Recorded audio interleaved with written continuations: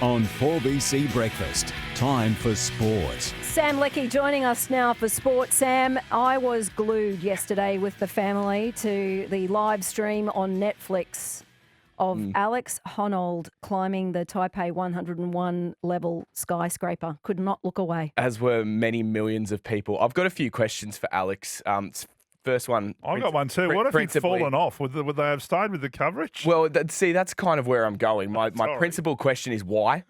Why does he feel the need to climb a 508-metre tall building? No ropes?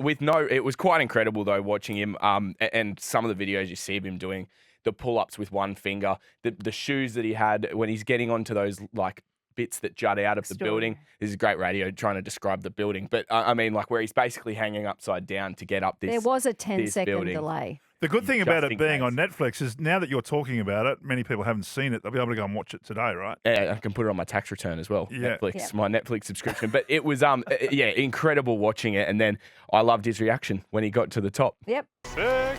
That's it. Taking the selfie. That was the scariest part, looking at him standing on top of that building, taking the selfie over the Taipei skyline. But yeah, quite incredible. Extreme sports always, I don't know, they scare me. Watching them makes me feel very uncomfortable. But yeah, like you, Sophie, you just can't look away, can you? Couldn't look away. And just all the different camera angles, just the amount of people who worked with him for that to happen. It'll turn now into a special. They'll package it all up the same way they did with Free Solo. It's quite an incredible story too, that he's got autism and he's managed to be able to channel that into just having no fear over these climbs that he's doing. Wow. Yeah, quite incredible, Alex Honnold.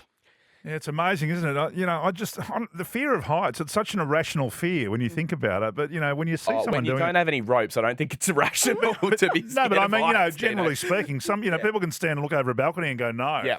Whereas this bloke's going up without a rope, sweaty palms, watching it. It's incredible. Scorchers ended up on top. Yeah, they did. Not without controversy there as well. And it wasn't the first time they've had this sort of controversy in the Big Bash. It's their sixth title. So it's pretty much you get to the start of a Big Bash season and it's who's going to lose to the Scorchers in the final. But there was a catch from the youngster Cooper Connolly.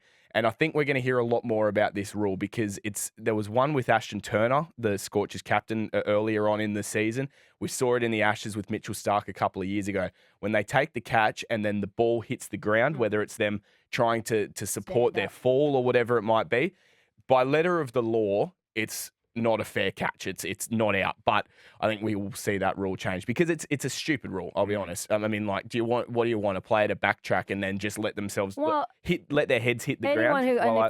If you saw it, you can let us know 133882. It didn't hit the ground until he went to push himself up. He learned a lesson last night. He's in control of the ball, so I don't understand why it can't be a catch. And the Pats and the Bronx, mate, it's a 7-all third quarter, about 8 minutes to go in the third quarter. So won't matter for the Super Bowl. I'll tell you about that tomorrow.